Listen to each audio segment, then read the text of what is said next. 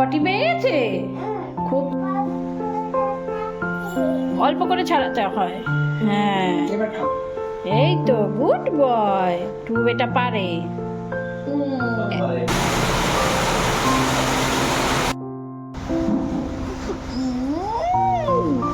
মাকে কি পড়ছে?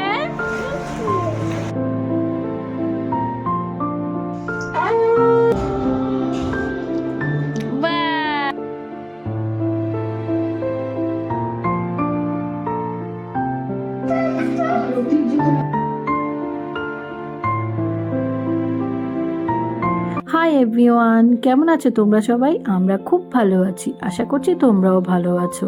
প্রায় এক সপ্তাহ পর পর মানে এত লম্বা গ্যাপে গ্যাপে ভিডিও আসছে, কেন হচ্ছে এরকম? এই সমস্তটা আজকের ভিডিওতে তোমাদের বলবো। আশা করছি আজকের ভিডিওটা দেখতে তোমাদের বেশ ভালোই লাগবে। আজ হাজবেন্ডের লাঞ্চ বক্সে প্যাক করে দিচ্ছি পাঁপড় ভাজা, সাম্বারের ডালটা আমি আগের দিনই করে রেখেছি, আর ওই ভাত করে দিয়েছি আর পাঁপড়টা ভেজে দিয়েছি। ভেজে প্লাস্টিকে মুড়িয়ে মুখ বন্ধ করে রাখলে পাঁপড়টা কিন্তু বেশ মুচমুচে থাকে 6 ঘন্টা পর্যন্ত। পাঁপড় ভাজা সাম্বারের ডাল পেলে তার আর কিছু চাই না, এই দিয়ে সব ভাত খেয়ে উঠবে। আমি আবার ওর লাঞ্চের রান্না আগের দিনই করে রাখি, সকালবেলা ওই ভাত আর হালকা ভাজাভুজি করে দিই কখনো কখনো। হাজবেন্ড জলমুড়ি খেয়ে অফিসের উদ্দেশ্যে বেরিয়ে গেছে। সকালবেলা খুব একটা ভারী খাবার খেতে চায় না, কখনো ডিম সেদ্ধ, ছাতু, জলমুড়ি এসব খেয়ে বেরিয়ে পড়ে। ছেলেকে তো সকালবেলা গিয়েই নিচে শুইয়ে দিয়েছি। হাজবেন্ড বেরিয়ে যাওয়ার পর উপরে বেডরুমটা ক্লিন করে চলে এসেছি বাড়ির পেছনে। আমি আবার একটু বেশি গাছপ্রেমী কিনা, যা পাই তাই লাগাতে শুরু করি। এই দেখো না, এখন কি ধনেপাতার সিজন। আগের দিন এক দুটো বসাতে ধনেপাতা বেরোতে লোভ লেগেছে, তাই আজ আবার কয়েকটা গোড়া বসিয়ে দিচ্ছি মাটিতে। যদি হয় মন্দ কি, আমার কিন্তু বেশ ভালো লাগে গাছপালা এরকম বসাতে। এই দেখো না, এই একটা ফুল গাছ, আর এই ধনেপাতার গোড়াটা আমি আগের দিন বসেছিলাম, সেটা থেকেই পাতা আজ আবার নতুন করে এগুলো বসিয়ে দিয়েছি। আর এই জবা ফুলের ডালটা জায়বাবুদের বাড়ি থেকে, জায়বাবুর গাছ থেকে এই ডালটা কেটে এনে বসিয়ে দিয়েছি, দেখা যাক হয় কিনা। বেল ফুলের গাছটা অনেক বছর হয়েছে বসিয়ে দিলে না এভাবে আবার পাতা বেরোয়, আবার সিজনে ফুল ধরে, বেশ ভালো লাগে দেখতে। আর এই যে এই গাছগুলো কাটিং করে বসিয়েছি, দেখা যাক কতদূর কি হয়। প্রত্যেকটা জায়গায় জায়গায় না আমি এভাবে ধনেপাতার গোড়া বসিয়ে দিয়েছি, ধনেপাতাও বেরোচ্ছে। যাই হোক, ব্রাশ মুখে নিয়েই বাগানে টুকটাক পরিচর্যা করে চলে এসেছি। এদিকে মা অলরেডি রান্নাবান্নার জোগাড় শুরু করে দিয়েছি। আমি সকালবেলা যাই খাই না না খাই, সবার আগে আমাকে থাইরয়েডের এই মেডিসিন নিতেই হবে, যতদিন বাঁচি ততদিন। আমার টুকুর বয়স এখন ওই 2.5 বছর হয়েছে জাস্ট। সি সেকশনের এই 2-3 মাস পর পরই আমি মোটামুটি ফিট হয়ে গেছিলাম পুরোপুরিভাবে, আর কাজকর্ম শুরু করে দিয়েছিলাম ফুলদমে। তাতে আমার খুব একটা অসুবিধে হয়নি। হ্যাঁ, কিছু সাবধানতা অবশ্যই মেনটেন করেছি। সি সেকশনের পরের প্রত্যেকটা মায়েরই একটু একটু ওই কোমরে ব্যথা, সেলাইয়ের জায়গায় ব্যথা, এগুলো অবশ্যই হবে, হতেই পারে, স্বাভাবিক ব্যাপার। আর এই ব্যথা যন্ত্রণা থেকে একটু আরাম পাওয়ার জন্য, একটু রিলিফ পাওয়ার জন্যই এই এক্সারসাইজগুলো খুবই প্রয়োজন। নিঃশ্বাস বন্ধ করে 1 থেকে 10 অবধি গুণে প্রতিটা এক্সারসাইজ 2 বার করে করতে হবে, আর দিনে 2 বার করতে হবে এই ব্যায়ামগুলো। এই ব্যায়ামগুলো করলে শরীরটা যেমনি ফিট থাকবে, আর ব্যথা যন্ত্রণাও অনেকটাই রিলিফ হয়ে যাবে। এই কাজগুলোই আমি মাঝখানে পুরোপুরিভাবে স্টপ করে দিয়েছিলাম, তাই আবারও নতুন করে নিজের ফর্মে ফেরার চেষ্টা করছি। ব্যায়াম থেকে উঠেই চা করে আমরা সবাই চাটা খেয়ে নিয়েছিলাম, দেন টিফিনটাও করে রেখেছি। আর এই যে ছেলে তো সকালবেলা নিচে এনে শুইয়ে দেওয়ার পরও ঘুমিয়েছিল, ওকে ঘুম থেকে তুলে ফ্রেশ করিয়ে দিয়েছি। তুমি মারি বিস্কুট খাচ্ছ, তোমার ভালো লাগে? আচ্ছা, এই যে জলটা নাও, জলটা নাও। ঘুম থেকে ওঠার পরই ওকে ফ্রেশ করিয়ে একটা বিস্কিট দিয়েছিলাম, সেই বিস্কিটটা খেতে খেতে আমি ওকে ব্রেকফাস্ট করিয়ে দিয়েছি। ঘুম থেকে ওঠার পর ওকে আবার হাতে একটা কিছু দিতে হবে, আর ওই বিস্কিট খাওয়ার গ্যাপে গ্যাপেই ওকে ব্রেকফাস্টটা করিয়ে দিয়েছি। ওকে খাইয়ে খেলতে ছেড়ে দিয়ে আমরাও ব্রেকফাস্ট সেরে নিয়েছি, দেন আমি চলে এসেছি কিচেনে। সি সেকশনের পর বিভিন্ন রকম পেন তো রয়েছে, তার সাথে সাথে আরও এক অদ্ভুত রোগের শিকার হতে হলো আমাকে।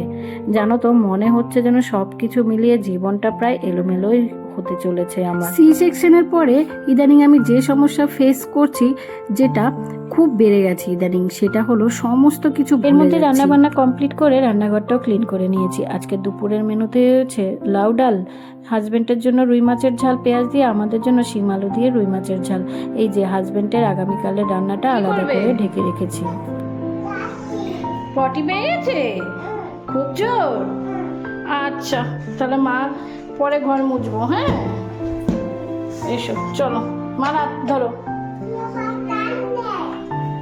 হ্যাঁ পটি আর নেই, তাহলে যাও নামুর কাছে যাও, মা আসছি। মা কাজ করছি, তুমি যাও নামুর কাছে, মা এক্ষুনি যাবো।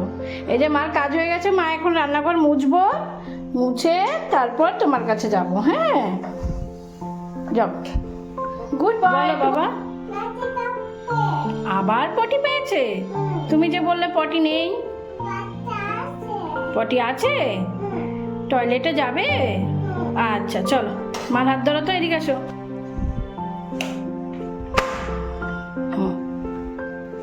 চলো,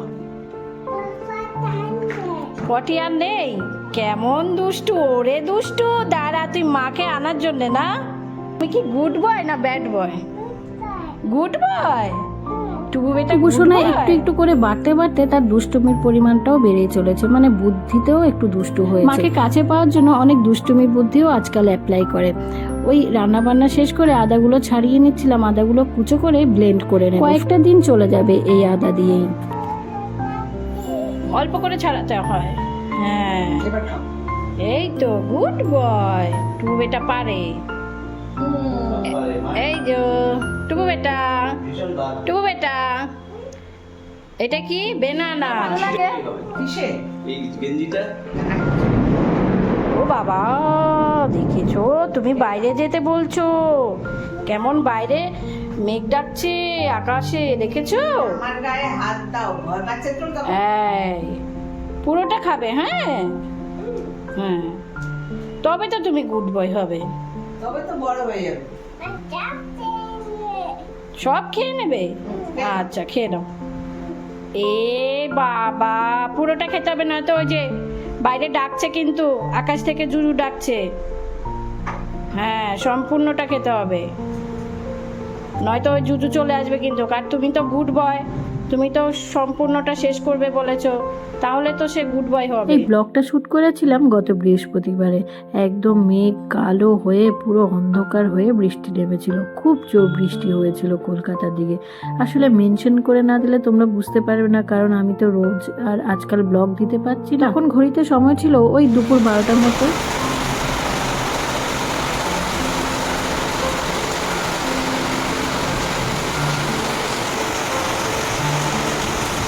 ইদানিং সব কিছু ভুলে যাচ্ছে, মানে মেমোরি লস হয়ে যাচ্ছে, সেরমটা কিন্তু নয়।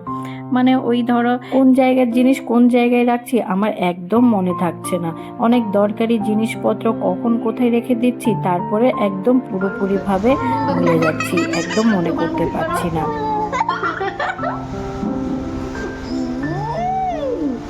মাকে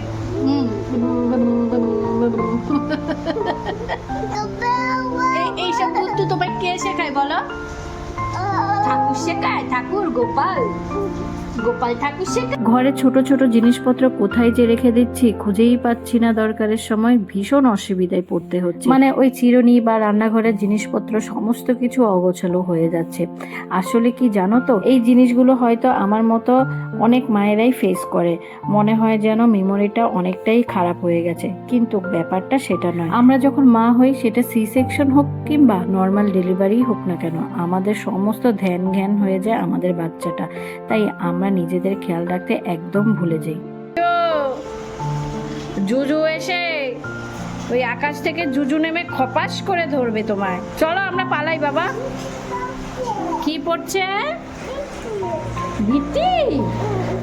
নিজেদের জন্য যেন একটু সময় বের করতেও একদম ভুলে যায়, আর সাংঘাতিক পরিমাণে খাটুনির পরিমাণটাও বেড়ে যায়। আদাগুলো ছাড়ানোর পর ছেলের সাথে কিছুক্ষণ সময় কাটিয়ে ওকে চান করিয়ে লাঞ্চ খাইয়ে দিয়েছি। দেন আমিও চানটা সেরে নিয়েছি। চান করে বেরোতে না বেরোতে দেখি ফ্লিপকার্ট থেকে এই অর্ডারটা ডেলিভারি দিয়ে গেছে।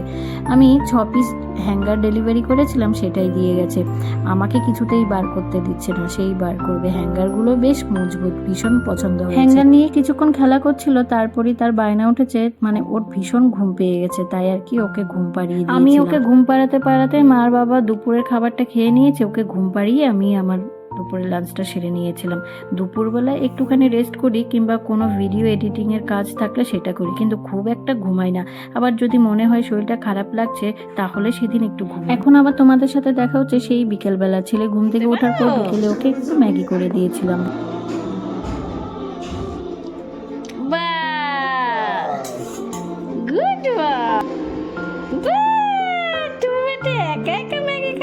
এইটা কিন্তু কাটার তৈরি ম্যাগি। ম্যাগিটা একটু ভালোবাসে তাই নিজেই চামচ কেটে কেটে খাওয়ার চেষ্টা করে। মায়েদের খাটুনির সাথে সাথে বাচ্চার টেক কেয়ার করা, সংসার সমস্তটাতেও চলতেই থাকে। তাই আর কি আমরা নিজেদেরকে একদমই সময় দিতে পারি না, কোয়ালিটি টাইম কাটাতে পারি না। নিজেদের কোনো ভালো জিনিস যেটা আমরা আগে ভীষণ পছন্দ করতাম সেই জিনিসের জন্য খুব একটা সময় বের করতে পারি না। আর এগুলো ধীরে ধীরে হতে হতে যখন অনেকটা সময় কেটে যায় তারপরেই ধীরে ধীরে মানসিক অবসাদ শুরু হয়ে যায়। আর এটাই আমার শুরু হয়ে গেছিল। তো ওই আর কি, ঘরের কাজকর্ম আর ইউটিউবের কাজ করে আমি নিজের দিকে একদম নজর দিতে ভুলে গেছিলাম, নিজেকে সময় দিতে পারছিলাম না, রেস্টটাও খুবই কম পেতাম। আর এই সমস্ত জিনিস মিলিয়ে এই জিনিসগুলো হয়েছে। তবে হ্যাঁ, এখন ঘরের কাজকর্ম করেও টুবু সোনার সাথে বেশ অনেকটা সময় কোয়ালিটি টাইম কাটাই আর দুপুরবেলা রেস্টও করি। আর এই যে ডক্টরের সাজেস্ট করা এই এক্সারসাইজগুলো দুবেলা করে করছি, তাই আর কি পেনের থেকেও অনেকটাই রিলিফ পেয়ে যাচ্ছে। আবার যেদিন মনে করি যে কোনো কাজ করব না বা ভিডিও এডিটিং এরও কোনো কাজ করব না, সেদিন খুব একটা জোর দিয়ে কোনো কাজই করছি না। কি বলতো, মানসিক শান্তিটা আগে জরুরি। আমি নিজেই যদি এরকম পাগল পাগল অবস্থায় থাকি তাহলে সংসার, আর তাছাড়া আমার ছোট্ট বেবিটার টেক কেয়ার কি করে করব। তাই নিজে ভালো থাকাটা অনেকটা জরুরি। কাজকর্ম একটু কমই করছি, নিজের খেয়াল রাখি। ডক্টরের সাজেস্ট অনুযায়ী এখন দুবেলাই এক্সারসাইজ করছি। আর মায়ের সাথে সাথে টুবুসোনাও এক্সারসাইজ শুরু করে দিয়েছে। এখন টুবুসোনার সাথে এখন আমি অনেকটা কোয়ালিটি টাইম কাটাই, ওকে বাইরে ঘুরতে নিয়ে যাই। আমারও ভীষণ ভালো লাগে যে কাজগুলো আমি আগে করতাম, গান শুনি, গান গাই, মানে যে কাজগুলো আমি আগে করতে ভালোবাসতাম। ধীরে ধীরে পুরনো আমিটাকে খুঁজে বের করার চেষ্টা করছি। আশা করছি এগুলো করলে মানসিক অবসাদ কেটে যাবে। এখন আর রোজ ভিডিও আপলোড করছি না। আসলে আমি যদি নিজে ভেতর থেকে খুশি না হই তোমাদের কি করে খুশি দেবো? আর তোমাদের সাথে গল্প করতে করতে সন্ধ্যে দিয়ে এসে টিফিনটাও সেরে নিয়েছিলাম আর টুবুকে রাতের ডিনারটাও খাইয়ে দিয়েছি। তাহলে চলো, দেখা হচ্ছে অন্য ভিডিও।